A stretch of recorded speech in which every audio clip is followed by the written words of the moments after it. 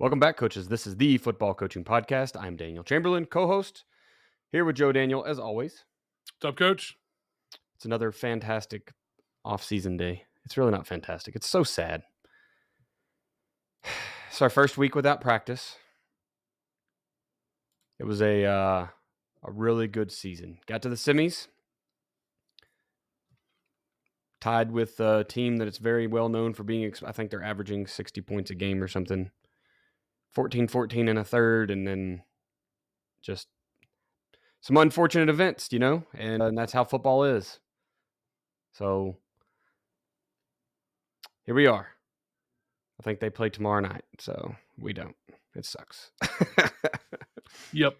Some, it's got to happen, but it's fun to get the Thanksgiving Day practice in and everything. Yeah, so I've got to check the list there and practice on Thanksgiving week. So life is good there, I suppose. It just stinks whenever. So close. We talked, I think, before about how at least when your season's just crappy, week 10's over and you're like, thank God. Because otherwise it never ends the way you want. If you sneak into the playoffs, we're going for the state championship. There's definitely an element of that. And a lot of places have this structure now, in thankfully our district our conference is not this way. Our specific conference has 13 teams, I think, and generally you don't get it. Generally you have to be 6-4. Maybe you squeak in at 5-5, but you have to be 6-4, which I think is I think that the cutoff, state associations should kind of shoot for 7-3, 6-4 to be the like, all right, you get another shot. Otherwise, if it's more than that, you get teams that probably shouldn't be there. Right. 4-6, like, it depends. And again, everybody's situation is different. I've worked with teams where, so for example, if we were still playing under the old districts and everything, we would have a schedule that was 2 6As, couple 5As, and so we might be 4-6, but have beaten all the 3A teams. Right. That we played. And so, that's a different thing. And we use the PowerPoints that really, as confusing as our system is, I think it does help a lot with some of that stuff. It's definitely neat. It's neat to look at from the outside, and you can just stay regional instead of having to. That's the big thing for us, because we are, where I grew up, a county was a county. There, that was it. Like, you're in a county, you're in, and if you're in, I grew up in Cobb County, all the schools were big. Like, they built a new school in the county because the schools, everybody's got 2,000 kids, so we built a new school. Everybody's got, once everybody gets to 2,400, we build a new school to get everybody back to 2,200, right? So it's just everybody stays at that size. And then when you go, to South Georgia and it's more rural, and you've got one school in the county type of thing. And so, and all the schools in South Georgia are around the same size, they're big and they're small, whatever. In Virginia, as with a lot of different places, Colonial Heights is a city. It is a self-contained school district that is about 9 miles wide. It's not getting any bigger. It's impossible for it to get bigger because it's surrounded on all sides by counties, and every piece of land that could have a house or a shopping mall on it has it. Right. To whereas the counties, surrounding counties, used to be small schools like Colonial Heights, but those counties grew bigger and bigger and bigger, and now we're Metro Richmond, which isn't a big city in and of itself, but city of Richmond has the same issue. They're much smaller schools than Henrico County or Chesterfield County schools. And so we have what used to be our natural rivals that are 3 miles away now have 1,500 students. We still have 700. Right. So the PowerPoints allowed for us to continue to play those natural rivalries and say, well, we've dropped some that have gotten so big that it just wasn't, it wasn't worth playing anymore. But it allowed us to play schools that are a level, 2 levels up and say, well, if we win, it's going to be great for us. If they suck, we don't get, and it's been years. So like figuring all this stuff out, if we play a big school and they suck, we don't get that many points from them because part of it is how many you get points by how many wins they get. So Right. I can play a 2A that's really good. We're a 3A.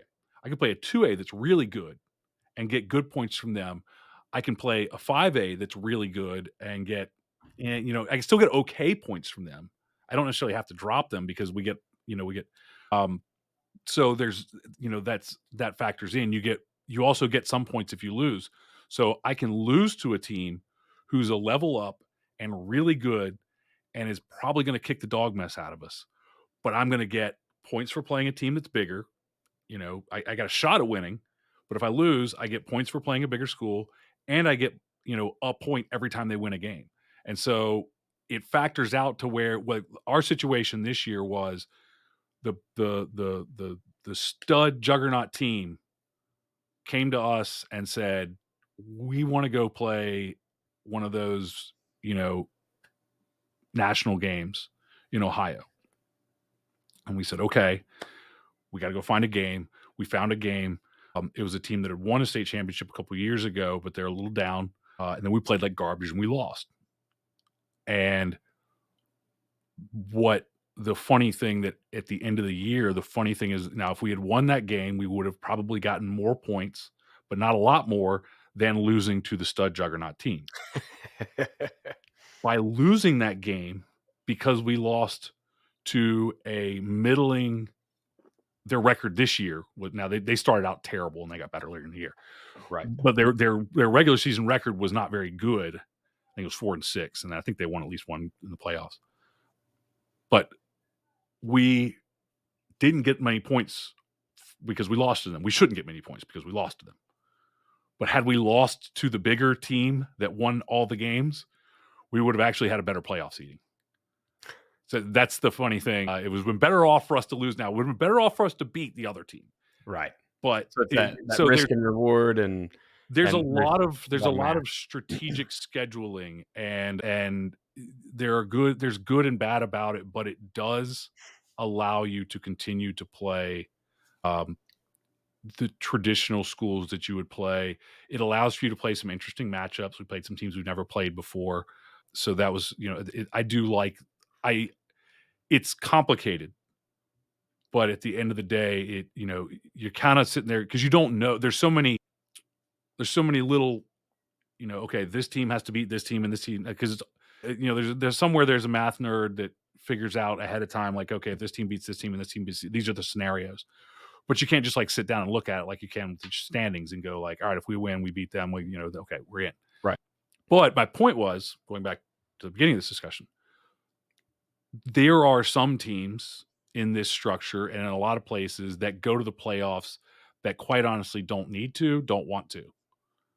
Right? You're 1-9, but because we have one, I think there might be two regions that have 8 teams in them and 8 teams go to the playoffs.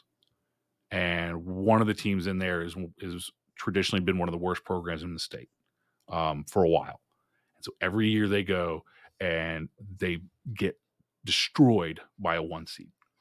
And they have to go play this. They're 0-10 and they have to go play an 11th game. Nobody wants to go 0-11. No. Right. There is definitely like the end of the season when the season ends week 10. It's going to end week 10.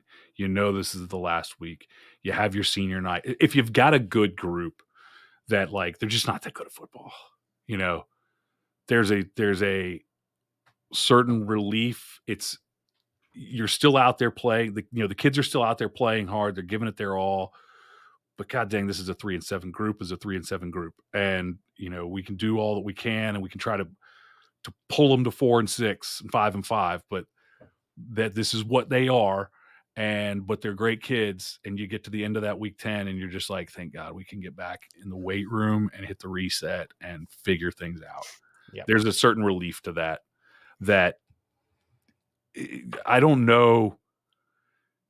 last year we had a good feeling we've already talked about it, but last year we had a good feeling at the end of the year where we went and played one of the best, and same deal. It was 28-20 in the third quarter down, we're within a score in the third quarter, and then just they, they're better than us.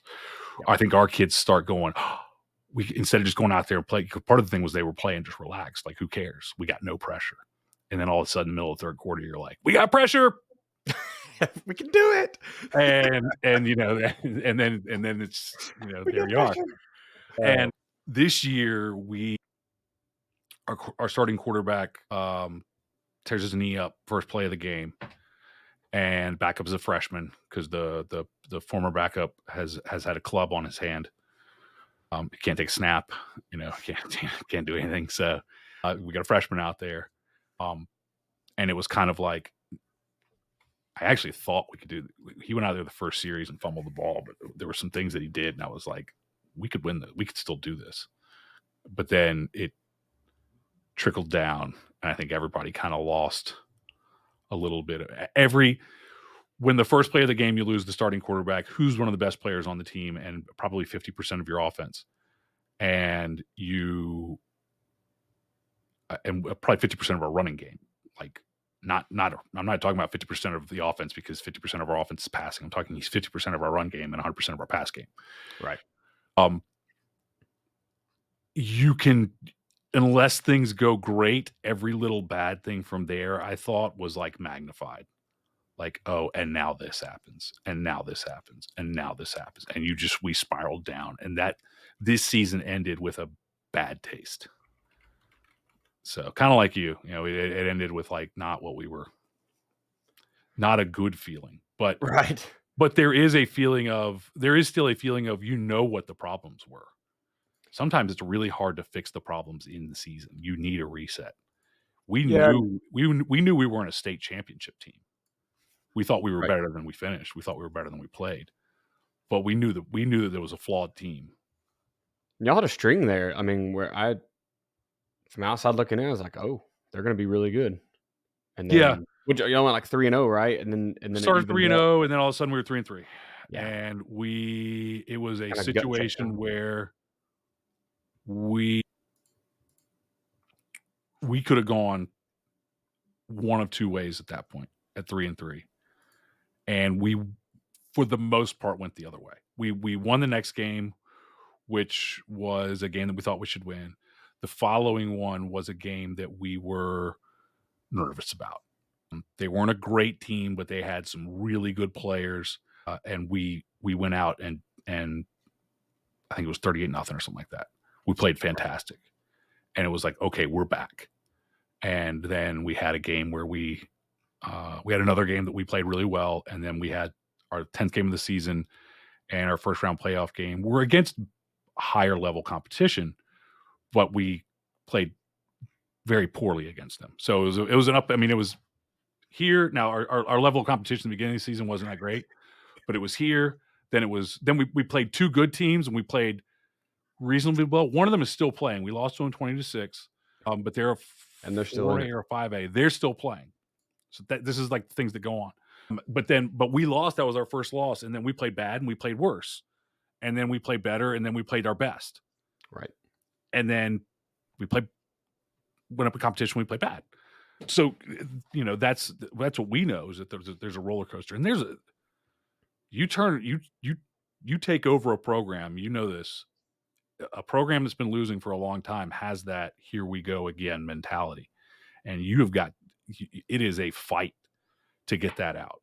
We're only 2 years. I mean, we had a good first year there, 4-6 by comparative standards. The following year we go 6-5, losing a first round playoff game. So we're only in this year 6-5 again, which is frustrating, but because everybody expects to go up. But we're only 2 years into this. So anyway, moving on.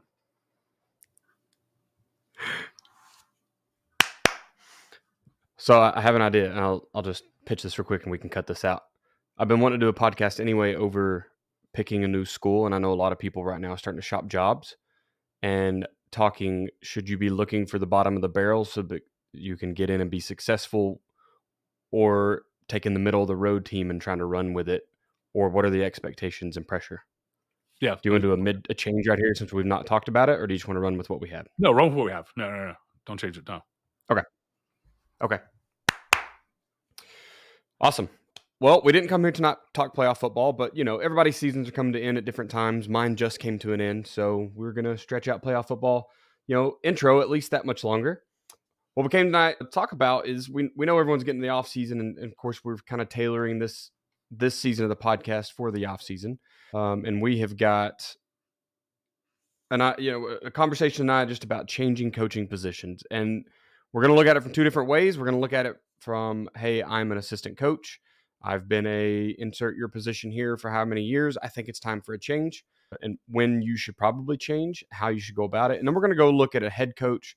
You've got a staff that's built, whether it's been successful or not. Probably going to speak to you more if it's not been successful, but just making changes of position coaches that way. So, when we were discussing it earlier, and I've kind of been there, but if you hire somebody in and they're really good at, say, O-line, and you have an O-line coach that's been there for several years, and you need to make that change. Like, so what are reasons you would or wouldn't make the changes, and we'll talk about kind of how to do that appropriately. But before we get started, do you want to pay the bills here? Yeah, JDFB Foundation, check it out. It is a collection of videos that I put together on some of our different systems. They're basics of different systems, 4-2-5, 4-3, 33 stack, and the pistol power offense system. There's 5 different video series, actually. One of them is really core defensive philosophies, but built around the 4-2-5 defense system. Then we have a video series on the base alignments and setup of the 4-2-5 and defending a couple of, wing tee and spread. 4-3, core fundamentals of the 4-3, the alignment, the run fits, and the quarters coverage package, basic quarters coverage package for the 4-3, 33 stack. We get into the base alignment, we get into some run fits, and we get into some coverage package there as well. So if you run any of those defenses, it's something you're definitely going to want to take a look at. And if you run any offense, then you're going to want to look at the pistol power offense series, which is it's really just a breakdown of the power counter series. Very detailed on blocking power, blocking counter, and running the power pass, which are 3 core plays that you have. We talk about, an offensive playbook. You need an inside, an off tackle, a misdirection, outside run. You need 4 run plays and you play action off of it. That's an offense. So this is 3 elements of your offense. Throwing a toss, throwing a wedge, you've got an offense. You can get access to all those. There's also some Cornerstone web clinics, including 15 core principles that every coach should know. There is one on turning your junky playbook stack of plays into a system. And then there's one on creating a perfect practice plan. So it's all available. It costs nothing but your email address. Go to joedanielfootball.com/foundations, or you can just go to joedanielfootball.com. And it's right there on the homepage. And you put in your email address, and we will send you a login, and you'll be able to get into that. And it may be going away soon, or in some capacity, so it may not be free for long. So go get it. Go to joedanielfootball.com/foundations. Awesome. I also want to talk about adaptable physical therapy. That is my wife and I's clinic in Grove, Oklahoma. If you're in the area, the Northeast Oklahoma, Southwest Arkansas, Northwest Arkansas, Southwest Missouri, or Southeast Kansas, we're kind of up here in the corner, which makes it fun when you're looking for jobs. Let me tell you that. You got to shop 4 different states. But if you're up here and you've got it doesn't matter if it's you, if it's your kid, an athlete. She works with, people of older age as well, which she doesn't really. She likes old, not weak. So if you come in there, she's going to put you to work. She's going to make you feel like you're young again.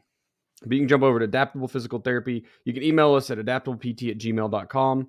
Shoot an email and get your first consultation set up. She'll bring you in and kind of show you the place and take a look at whatever ails you. And then also I want to speak about Athletic Speed and Movement.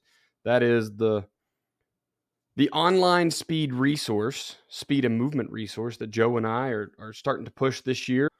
Doing great in our 6th month or something. I mean, we've been hammering it out even in season. So thank you to you guys that have jumped on, and we hope that it's serving you well, especially now that you're getting into your off season.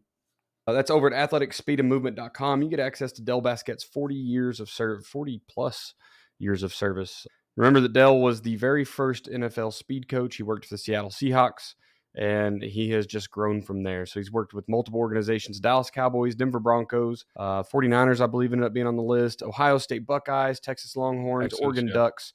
The list goes on and on and on. Washington, So yeah. all these teams that are great right now, I'm not saying Dale did that, but I'm just saying that his roots are in those locations. So, Yeah. you can't ever, don't ever not give him credit. Super easy to learn. Go over its 5 core movements. It's a 12-week program, and you can run it multiple times per year. So you can get an off season, you can get a summer pride, and you can get an in season version. Whatever it is you want to do, however you want to use it. Over at athleticspeedmovement.com. Jump over and sign up today. Awesome. Bills paid. Let's jump into the talk here. So, question one, and we discussed we're talking about when we should change positions or have others. So we're going to start with the self evaluation here. So, when should we as a position coach start thinking about kind of making that move to a position we've not coached before or not recently, maybe? I I always encourage our coaches to, above all else, don't get pigeonholed into something. I think guys come in and sometimes guys will come into JDFB. We tend to work with a lot of small schools, and so there's not necessarily this thought process where we got 3 coaches on the staff, like everybody understands. But we do get a lot of new coaches that are like, yeah, I want to be a wide receivers coach, or I want to be an offensive line coach, or I want to be, actually, we don't get too many guys who are like, I want to be an offensive line coach. I want to be a quarterbacks coach, or I want to be a defensive line coach. And I have to explain that's not how this works. This is high school football, youth football. We don't hire wide receiver coaches. Maybe you do. Maybe your school does. You got 25 coaches. We don't do that. In 95% of America, we don't do that. If you played, so what happens is a lot of guys played at a big school, and that was their impression of things. And their impression of things was I had a great, or maybe they played college. Now that happens in college, but not not at our level. And even in college, there's gonna be a lot of crossover. Linebacker coach, secondary coach. You don't necessarily coach everything. You don't jump sides of the ball very much, but you better be able to coach more than one position.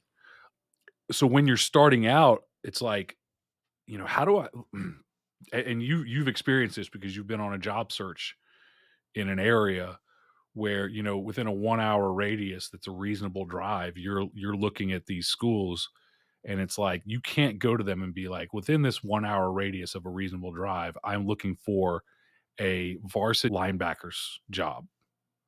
It's like, no, you're looking for a job. You're looking for somebody that will let you walk out on the field with a whistle. And if you are a coach, you have to have that mentality of, especially when you're getting into coaching. I'm I run this business. This is enough coaching for me. If I was not out on the field next year, I'd be okay. I've done it. I've experienced that, and I took a couple of years off. I'm okay. I get so much football. I'm okay. Maybe you've done it for 25 years, and if you don't get the situation that you like, you can just walk away from it. But you guys that are out there and are hungry to get started, you can't go out there with an idea of this is what I do. And if you have a job and you think it's going to be your job forever, and like, hey, I've already got this job and I am a linebacker coach, it's probably not going to last forever. It's very likely not going to last forever. And so you need to be able to coach multiple positions. It's, when we look at job postings, a lot of the times it'll say we are looking for and I always think that's dumb. We are looking for a football coach. If, you know, let's say that I'm the offensive coordinator. Let's say I'm the head coach. So when I was the head coach, I was the offensive coordinator and I was the offensive line coach. I was looking to hire coaches, anybody. If somebody had come in and the only thing that they could do was offensive line, but they were a really good football coach, I would have hired them. because they were a really good offensive line coach. And I would have gone and coached quarterbacks or receivers or something because I can coach anything. So what it comes down to is in your career, you need to be able to coach everything. You don't need to be able to coach everything year one. Year one, you get hired, you get your first job. They bring you in, they say, we need a linebacker coach. Here's the whistle, you're a linebacker coach. At that point, all that you care about is learning to be the best linebacker coach on the planet. But at some point, you should want to and expect to and will have to coach another position. And I came in, I had played defense my entire football career. I didn't know what I was doing, so that didn't matter. Like, as a player, I was stupid. I knew nothing. I knew my little world, and that's it. I wasn't some, okay, you're defensive end. What do you do? I squeeze. Okay, great. You pass rush. Here we go. Hug. Here, go. Like, what's down and distance? I don't know. Like, I have no clue. As a first year coach, they gave me offensive line, and they didn't teach me anything. So that was irrelevant to my experience. My second year, I got a new school with a coach that was a good mentor, and I was given the tight ends job, which is code for you are never alone. Because the tight ends are either working with about 5 minutes a week, I would be working with the tight ends individually. The rest of the time, the tight ends are either run blocking with the offensive line or catching passes in 7-on-7 and doing receiver drills. Yep. So it was code for you are never alone. We don't trust you. But, and I had a little bit, I could do that. But my first week, I was told to shadow it was the offensive coordinator and he was the defensive line coach. And they said, go shadow Coach Ferguson. Coach Ferguson has passed away now, so we can say things. He's one of my favorite people I ever worked with. He was just a gnarly, gritty, weathered, like, he didn't like outwardly, he didn't like anybody, but for what he liked me. And, but my first week, he goes and runs through, I've talked about this before. He's going and he's doing blitz review. He's the defensive line coach and he's doing blitz review. And he has the linebackers there. So the linebacker, we were a 4-4. So it was the linebackers and the defensive line that were involved in the blitz. And our blitzes were arrow, bomber, dagger. Arrow was an A gap, bomber was a B gap, dagger was a D gap, edge blitz. Really using good code words there. These are the same code words that we used when I was coaching at a junior college. And we finished with the top 25 defense, and not the exact same, but very close to it. And Ricky's, now the defensive coordinator at Southeast Missouri State. So, like, you don't need to overcomplicate this stuff, guys. Basically, what would happen is we were in a base defense. We lined up in a 4-4. When we went to blitz, we lined up in a 4-3. Like, this ain't genius stuff. And then we blitzed from it. And that kid came from wherever. So anyway, he's running the blitz review, and he's just out there too. He's offensive coordinator, right? Like, this is he wants to go draw plays.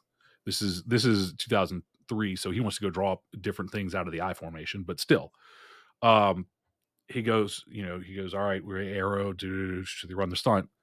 And I'm supposed to be shadowing, and he's just kind of like, all right, next one. And I said, and he's supposed to go there. So, oh yeah. Hey, do that one again. You're supposed to go here. Runs it. All right. Go to the next one. Go bomber. He runs it. He goes, all right. I go, hey, he went to the wrong gap over there. Hey, you're supposed to go here. He goes to the third one. All right, we're going to dagger. He runs it. I go, hey, and that guy's supposed to go there. Oh, F it. You're the defensive line coach now. Hands me the note card, walks off the field. That was it. And all of a sudden, I'm a defensive line coach. So you do not want to be pigeonholed in anything, because at any moment, the crotchety old man could be like, here, you're the defensive line coach now, and walk off the field.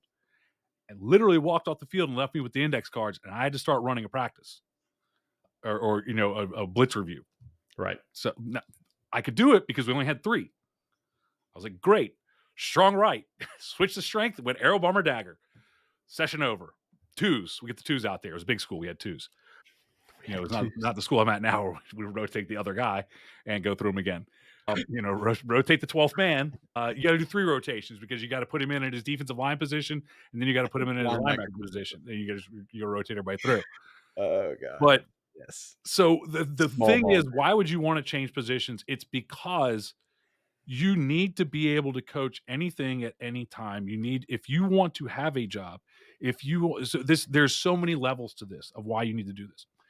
If you want to go get a job, you apply for a job that's in one of the schools, one of the 20 schools that's in the hour radius around you if you're lucky.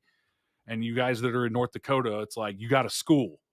You better be able to coach whatever they need because nobody wants to drive 3 hours to the next school. So you better be able to coach these things.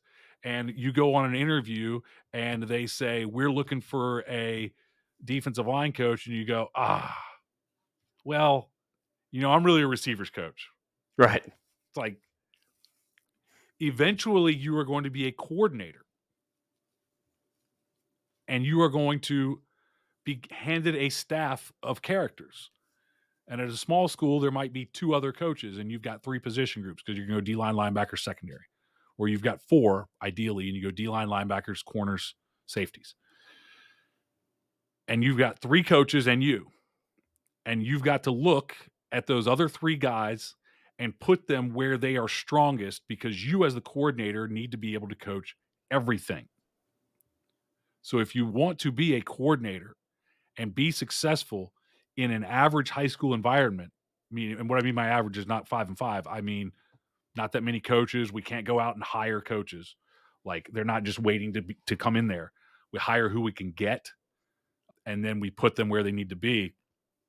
If I'm the coordinator and I've got one guy who comes in and he just feels great about D-line, and I've got another guy who feels great about corners, and I've got another guy who feels great about linebackers, I'm safeties coach.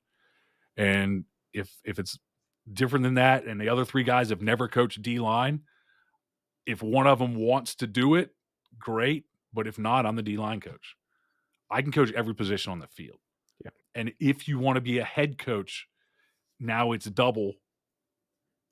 And most of you guys want to be a defensive coordinator or an offensive coordinator. Like the number of coaches that I hear from that are like offensive coordinators want to be defensive coordinator want to be offensive coordinators. A lot of us want to just try everything out, right? We want to, when I moved from defensive coordinator to offensive coordinator, it was like a reset button on my career. It was like, cool, I get to go play. And now, if somebody offered me a defense, not if anybody offered me a defensive coordinator job, because I'm pretty settled, but if we were in a situation where it's like my head coach is like, you know what, I just want to run the offense and you run the defense, I'd be like, okay, you got to let me go play though.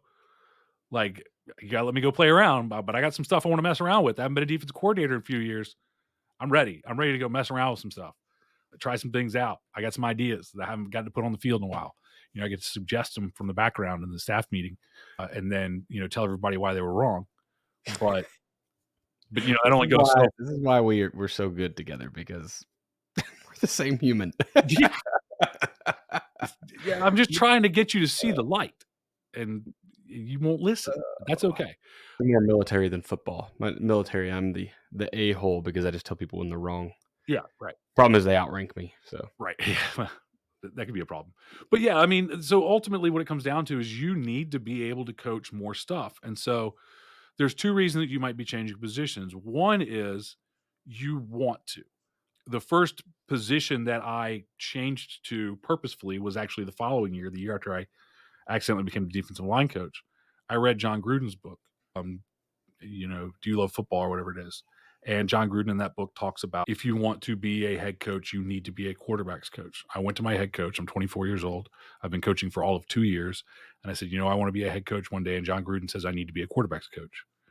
And he said, great, you're a quarterback's coach. Now, weeks later, he made me the quarterback's coach 2 days before practice started. Now, what I didn't know at the time, what I didn't understand, but I certainly understand now, is it was a bigger school where we had an O-line coach, a wide receivers coach, a running backs coach, and the head coach who was the offensive coordinator. Well, guess what an offensive coordinator who doesn't have a position does? He spends all of his time with the quarterbacks. So it was essentially the tight ends position all over again. You'll never be alone to screw this up. love it. So, but I got to be a quarterback's coach, right?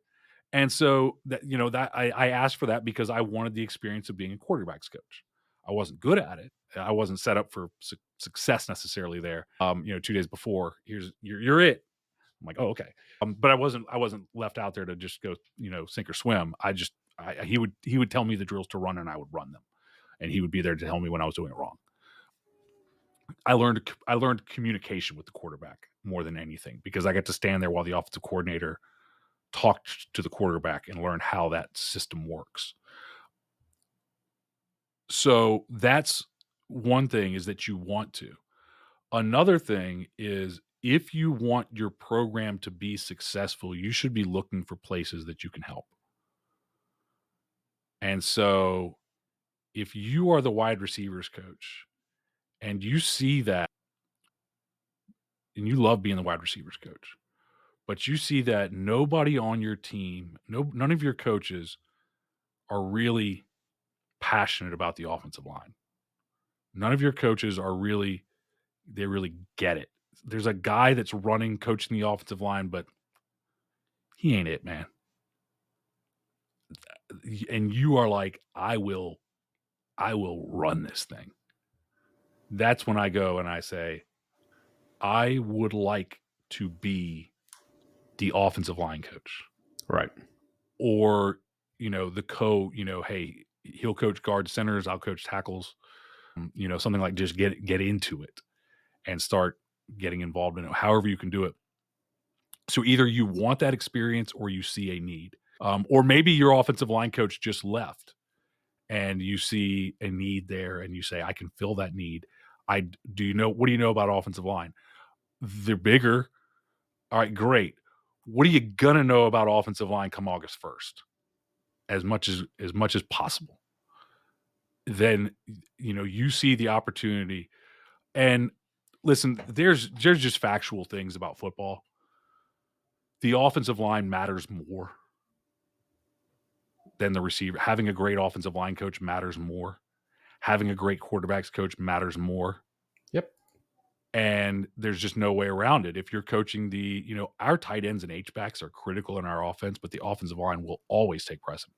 If the offensive line isn't good, then the tight ends and the H-backs are not going to help us.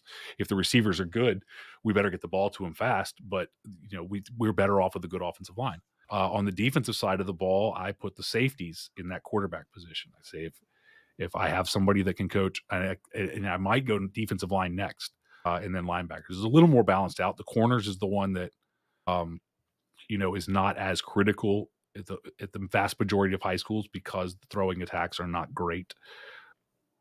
You can win a lot of games with some very average corners out there. You can't win any games with, bad. You throw some bad corners out there, and a lot of teams will never find them. And in youth football, that's even more so. You go throw a bad defensive line out there, found immediately. Yeah. So where is there a need that you can fill? And then you go to your head coach, you go to your coordinator, and you explain passionately, like, look, I know that we need this. I can do it. And look, when you do this stuff, I think that coaches start booking this season in their head. Like, I'm going to go to the head coach. I'm going to tell him I want to be an offensive line coach, and he's going to be like, man, I was hoping somebody would step up, and I'm so glad that you will. And here's the whistle, and here's the chutes and the boards and sleds and all the crap that I think you're supposed to use as an offensive line coach that you should never touch. Don't use that stuff. And then the sled's fine in the offseason.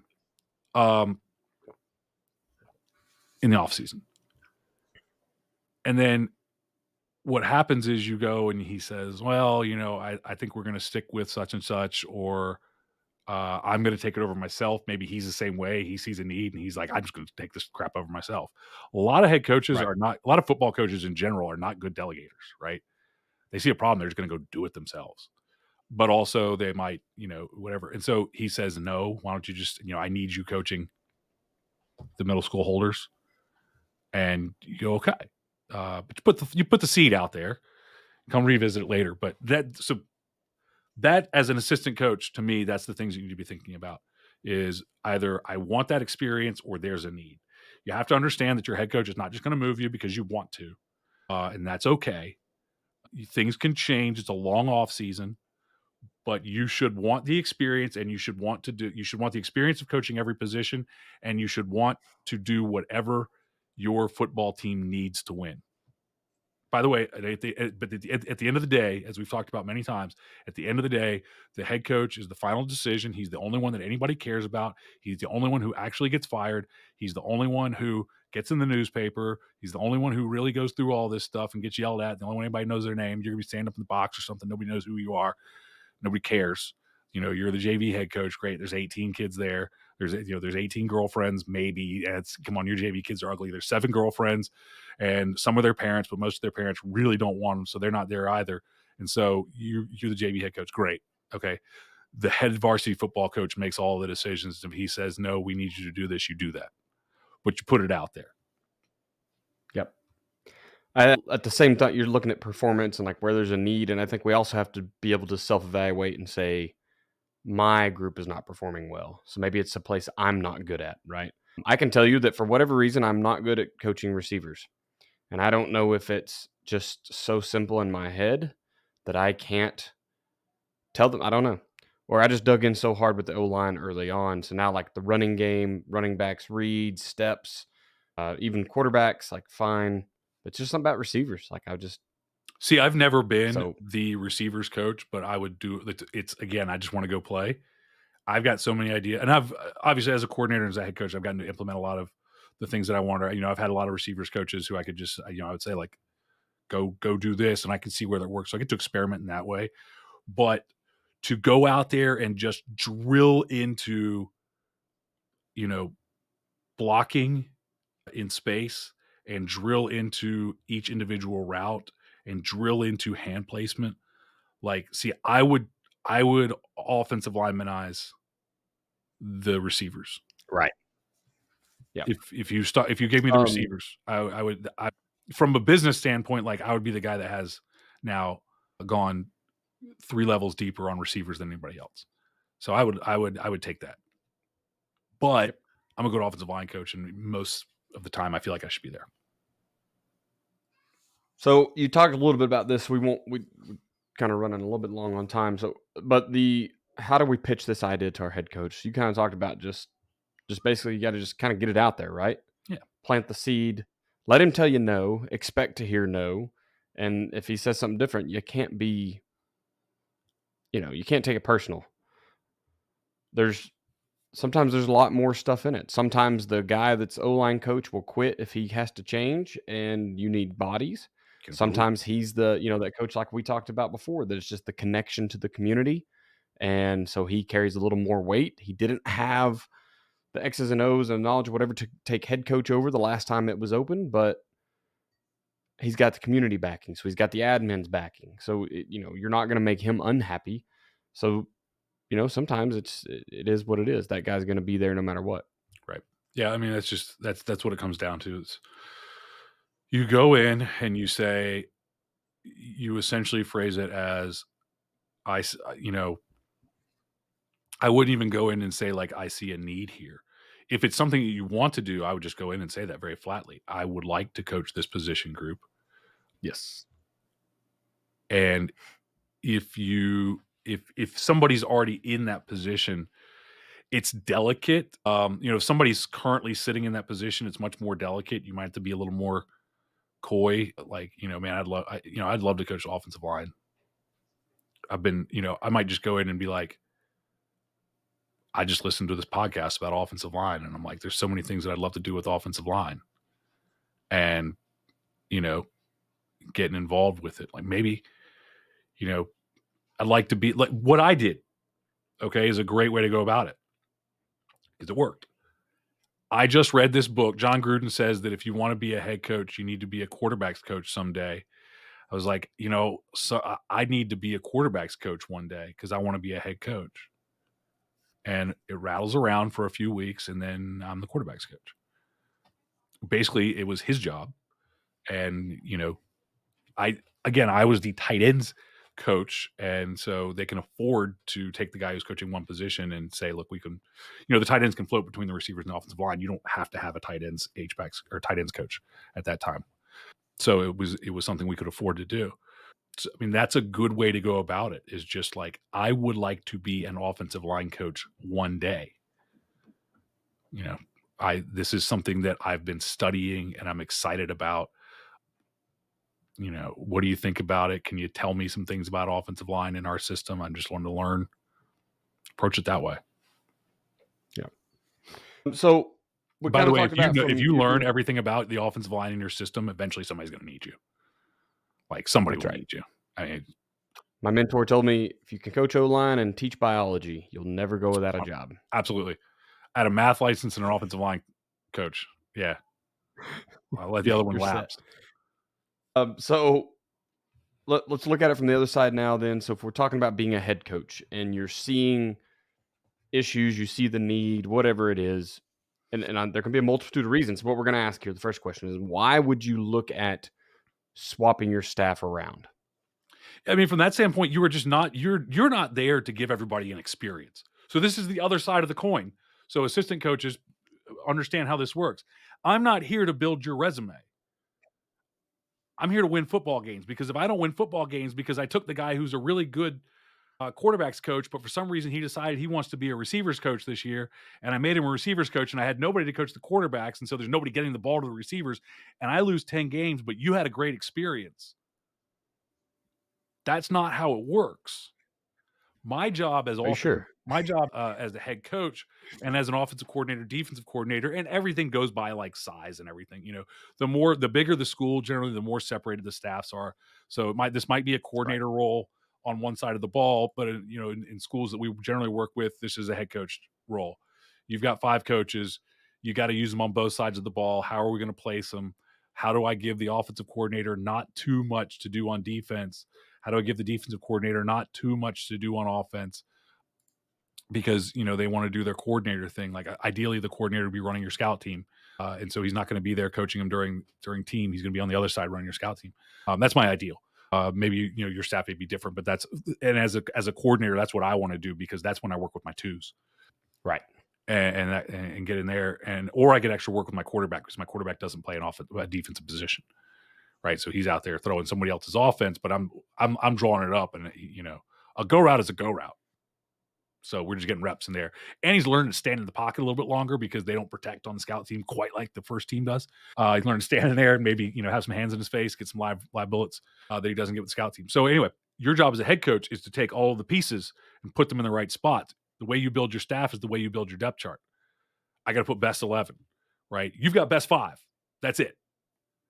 And so you look at the best 5 and you go, okay, I've got, in our offensive system, I've got quarterbacks, running backs, wide receivers, tight ends, H-backs, offensive line. I got 5 positions. I got 5 guys. I got to put them there. On the defensive side of the ball, I got defensive line, linebackers, safeties, corners. So I got 4 positions if I'm in a 4-2-5. If I'm in a 3-4, like we were in a 3-4 this year, I have D-line, outside linebackers, inside linebackers, safeties, corners. And so, I've got 5 for 5 spots. If you're in a 3-3, it's back to D-line, linebackers, safeties, corners.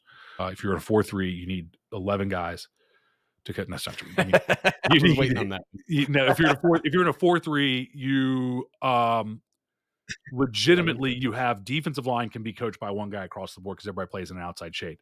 You have corners, you have your 2 safeties. Where you would split with 5 is you would probably have 2 linebacker coaches. You would have a Mike linebacker coach and an outside backers coach. Most guys wouldn't do it that way. Most guys will split just because of sheer numbers. They would put 2 defensive line coaches. But to me, that's where I can take the outside linebackers and give them more work playing in space, or more work. Sometimes they're working inside and sometimes they're working outside. In the 4-2-5, I would be different in that in the 4-2-5, if I had 5, I would have 2 defensive line coaches specifically, because I've got 2 linebackers. They're doing the same thing. Excuse me. There's 2 different ways I could go. If I had 5 and one of them was the coordinator, I would have a guy who coaches the overhangs, strong safety, weak safety, and I would have a guy who coaches the free safety, and that would be the coordinator. If I had one more, I would have an extra defensive line coach, because of the 6-tech defensive end, strong end needs more attention. And then in a 3-3, I would probably do something where I would be the free safety, and then if I had extra, I probably would put in the linebackers. But anyway, where you sort all those guys out, or I would give the defensive coordinator no position if I could do it, and let him float between groups, because now I don't have to have my coaches film drills to check up on them. I can go into the groups and watch and see what they're doing each day, which is a big benefit if you have a young staff where the defense coordinator doesn't have a position but can go do it. I also had a job where I was a defensive coordinator, and we had several lay coaches. Lay coaches' jobs don't end at 2:55, right? A bell doesn't ring. Right. We had one coach who was FBI, no, not FBI, Virginia State Police, like might be gone for 3 days because of a trial, because of something going on. Other coaches, business deals and stuff that came up. And as coordinator, I just stepped in and, all right, I'm linebacker coach today. It's no big deal. I know all the drills. So as a head coach, you take all of those pieces and you prioritize certain positions. As we said before, the fact of the matter is, if I've got a guy who can just flat out coach and he's experienced, and I don't have anybody who's an O-line guy, then I'm not putting that dude with receivers. He's going with O-line. And I go to him and I say, dude, look at our staff. All these other guys on staff are inexperienced.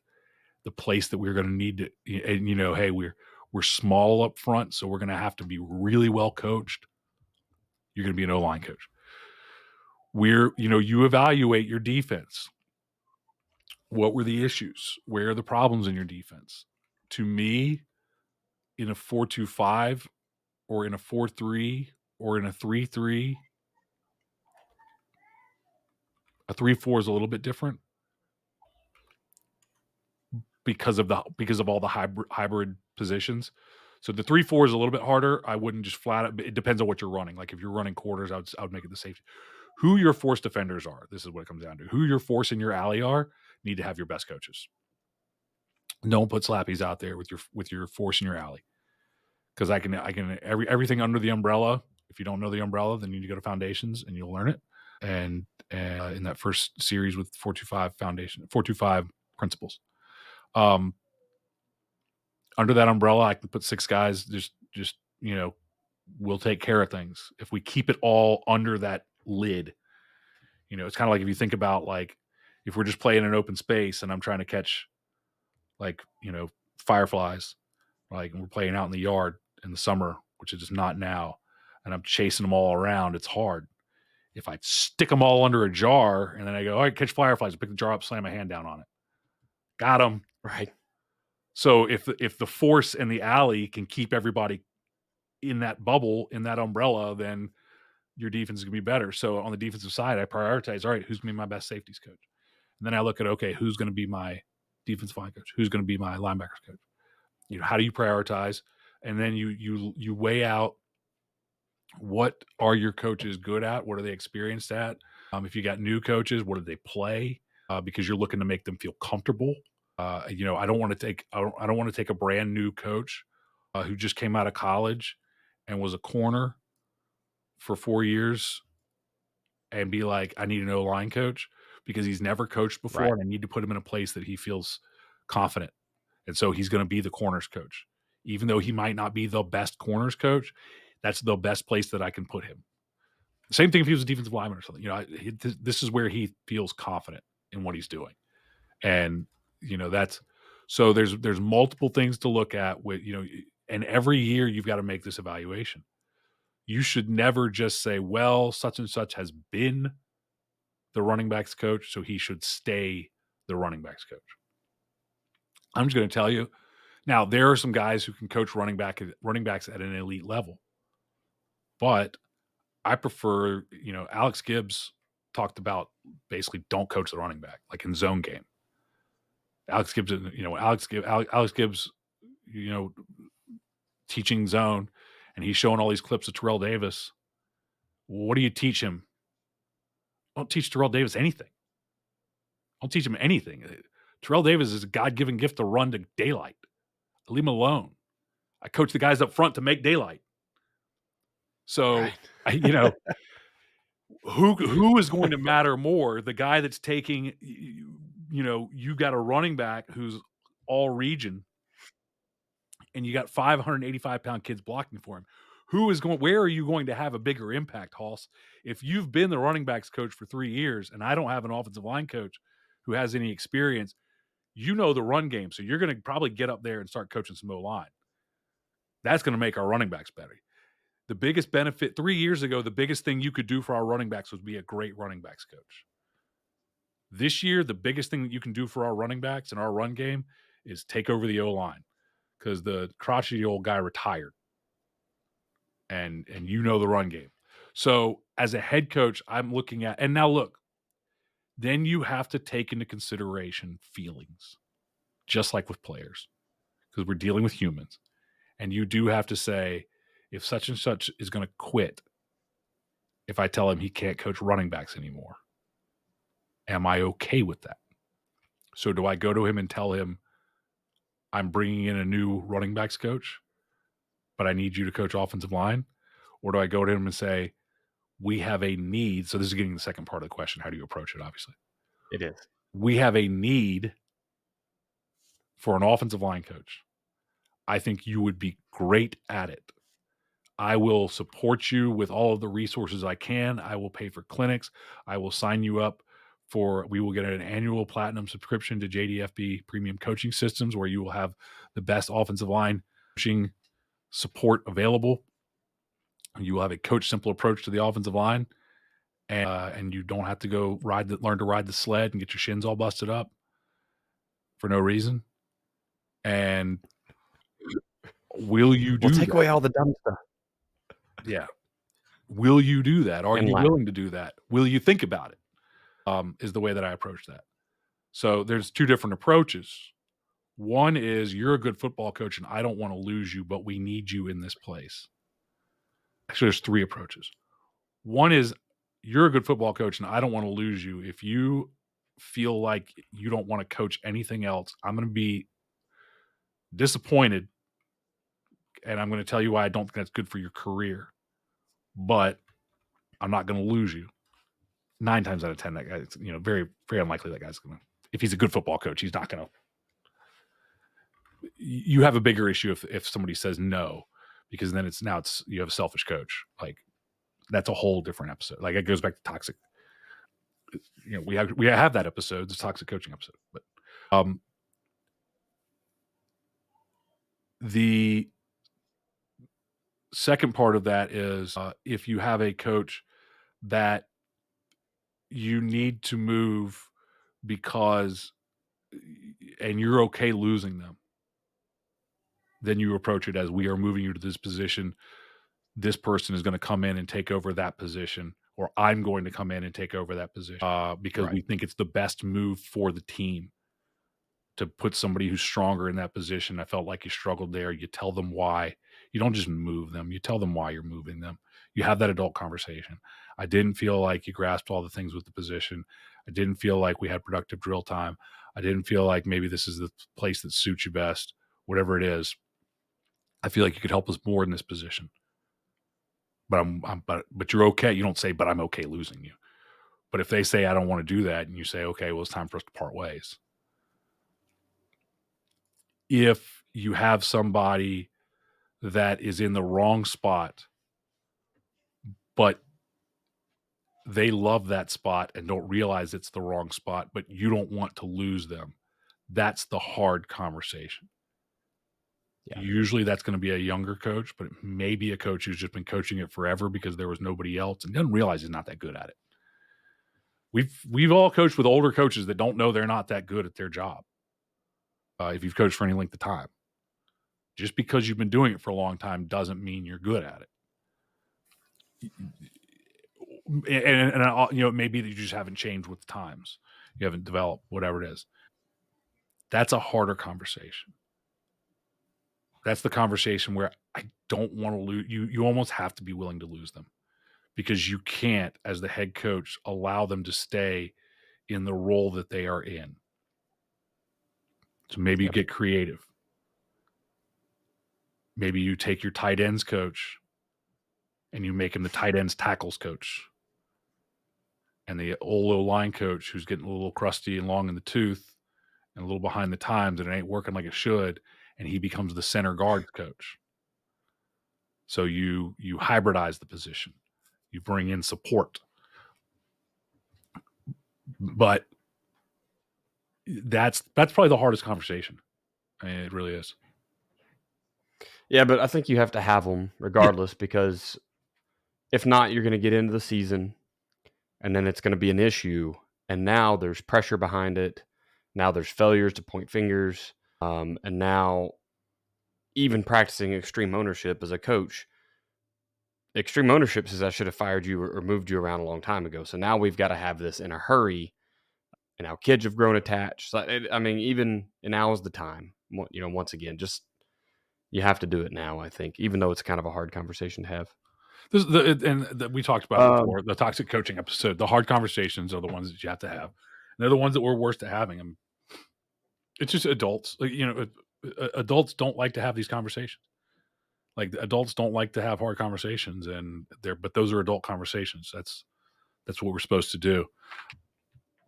You have that conversation, and maybe that conversation, if it doesn't go well, maybe that conversation ends with, all right, if you're or if you are going to stay in this position, you are going to do it my way. And I don't want to be a dick about it, but I'm going to give you the drills. right. I'm going to teach you the footwork. If I'm the coordinator and I don't have a position group, I'm probably going to be there with you. And we are going to do it this way. You are going to film drills during practice, or if I'm going to have a manager film drills during practice so that I can see it. And we're going to have a performance evaluation, and this is the deal. I want you to be here. And if you are committed, again, backtrack to the guy who came in. So now we have this conversation now where young guy came to me and said, "Hey, I'd really like to be O-line coach." And you went, in your head, you're like, "I kind of like to be O-line coach too." But I got an old coach here who's been the O-line coach for 25 years, and he's there because they don't know how to remove him. And so now I gotta go and I gotta say, listen, um, do I get creative and split the O-line? I don't know, we keep coming back to O-line, but it's the easiest one to talk about because it's the one that's the hardest to get good coaches, and Absolutely. yeah, It's the most important. it's the most important. It really is. And so we go back to that and we say, look, then you go to that coach and you say, look, I got a guy who's hungry for this position. If you're good with it, I want to give him that position and let him grow as a coach. And you coach now I get and you coach tight ends and H backs. That way you'll always be around him. So as he's developing, you kind of reality is I don't necessarily want you to be around him. But then you'll So be there. And then you say, or you can do it my way. If you're insistent on staying in that position, you have to do it my way because the performance that we had last right. year wasn't good enough. Now, if he's ever heard that the performance last year wasn't good enough until just now, you are in trouble because And that it's your means fault, you've never 100% had that now, conversation. because you should have been having that conversation. At what point do you just start handing out like associate head coach or assistant OC or something like that to move that person out of the everyday drill position, but they can pretend they're supervising it? Or maybe that's what you need is a guy who's more schematic and less details, and he just really needs to oversee 3 or 4 positions and make sure they're doing the scheme correctly, but he doesn't need to be in the details, and you can put a person there. When I came back from Iowa, came back from coaching JUCO and got hired very late in the year because I had to pass math practice 2 to get a job because there were no history jobs. So I had to pass math practice 2 and then I was hired the next day. I mean, I was hired, the second I was, but I want to say it was a week into the football season. I was still already around working as like a volunteer coach, and I wasn't paid that year because it was just they had already filled those stipends. And my head coach told me, just letting you know, because I don't know if he thought that I was going to stay as long as I did, as I'm staying 6 years, because it really was just like a stopgap. That was not my goal to come back to the same place that I was at before, new head coach, but come back to the same place I was at before as a math teacher. But he came to me and said, when you go to put out your resume, because he knew that I had been applying to head jobs, you can put on there that you are the assistant head coach because everybody needs a title. And that was his reasoning. So if you are a head coach, I would recommend to you this. Everybody needs a title. If you are a relatively small staff, that way you never have to run into this, right? You never. I'm in a small school where the assistant head coach is also the offensive line coach, but somebody should be named assistant head coach because sometimes the head coach isn't there, and everybody kind of wanders around not knowing what to do. I've been at my current position before, not this year because I was not there, but in years past, I was the de facto assistant head coach because everybody knew that I'd worked with the head coach for 20 years, and like whatever he wanted to do, I probably knew how to do it. And of Right. course, everybody also likes my end of practice speeches, which are a great job. Take off. And so I don't do end of practice speeches. You break them down, and we get off the field. And I yell something in there about turning in a form, and then we were off the field. So I ended up being de facto assistant head coach at times, but it wasn't. I don't think it was my title. I don't know.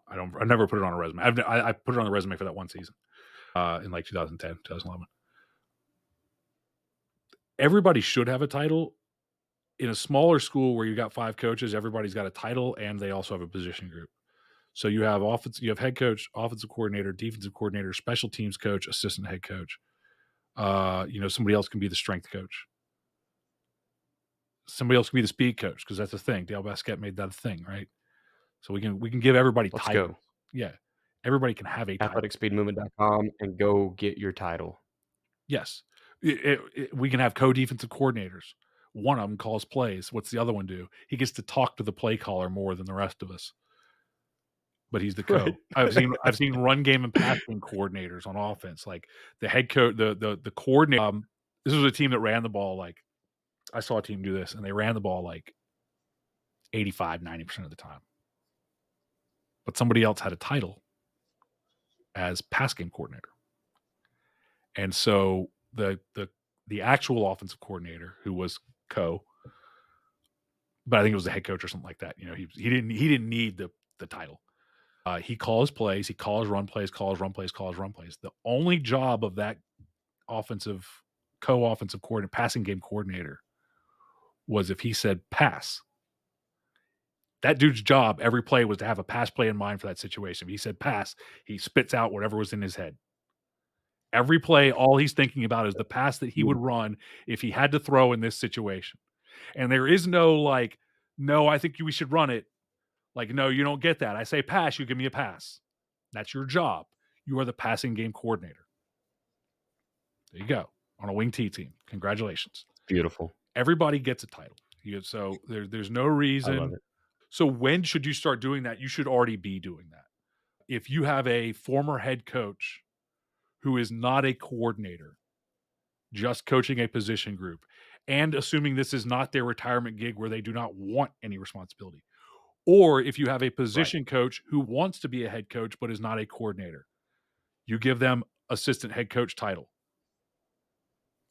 What does that title mean? It means that when the head coach isn't there, you're the guy who's in charge of the post practice speech, the end of practice speech. You're the guy that's in charge of making sure that they turn in their forms tomorrow. That making sure practice ends on time, make sure practice runs smoothly, all that sort of stuff. That's basically what you do. It doesn't mean that you get the record when the head coach is out suspended. Nobody cares.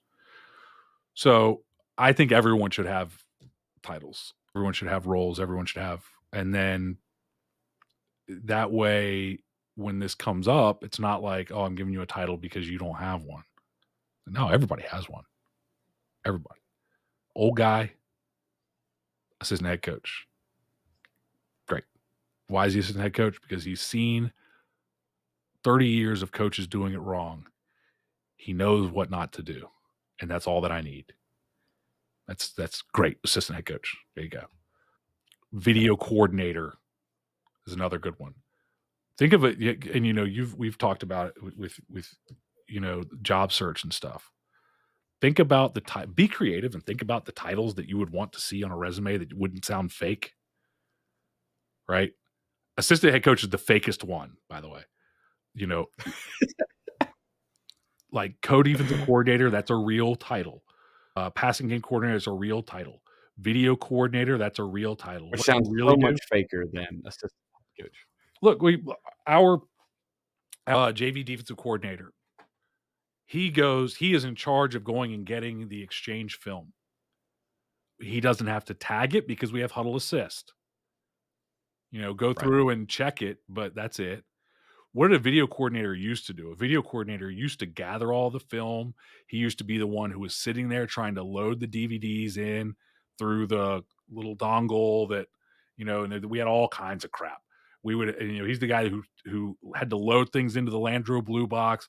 He's the guy who back in the day had to cut the film and actually with scissors. He's the guy who had to dub the VHSs. Video coordinator today is the guy who sends the exchange to your next week's opponent when your game is over. It's not a hard job. And then click send. Do you want to send a huddle assist? Yes, please. We're wearing red. They're wearing white. Video coordinator. Now, there's way more than that, Joe. They have to trim all the plays, the 15 seconds of check with me, and Oh, we don't make our guys do that. they got to merge the end zone and the sideline. Everything's done on that now. It's all matched up. Ours is. There's no way that your film is that way. There's no way your film. Our film is going through that huddle sideline thing, and it's coming in perfectly matched. Well, Wasso is amazing. They have great tools. Exactly. Other schools, they probably have an actual video coordinator who does it. They do. He actually does stuff maybe.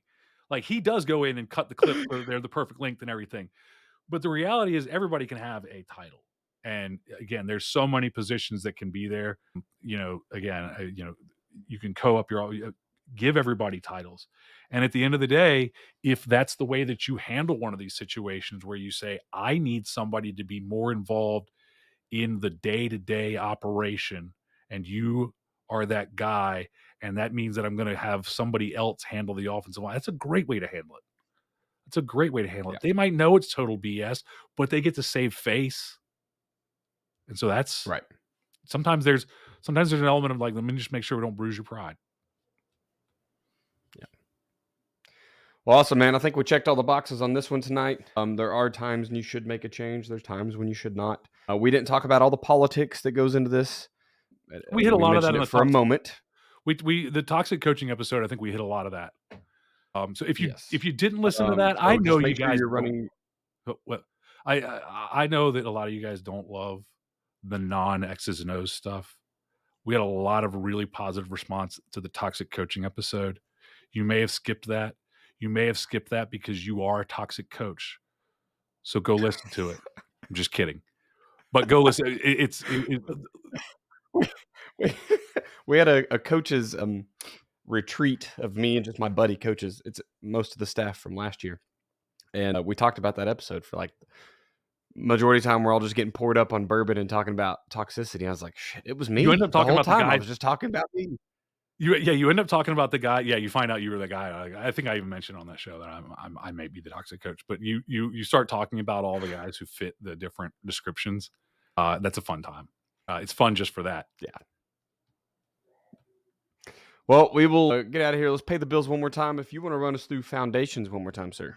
Yeah, check out JDFP Foundations by going to joedanielfootball.com/foundations. And you can sign up there to get instant access to 5 video series on the 425, the 3-3, the 4-3, one that's wrapped around the 425, but really is on core principles of defensive football, your run fits, ASCA levers.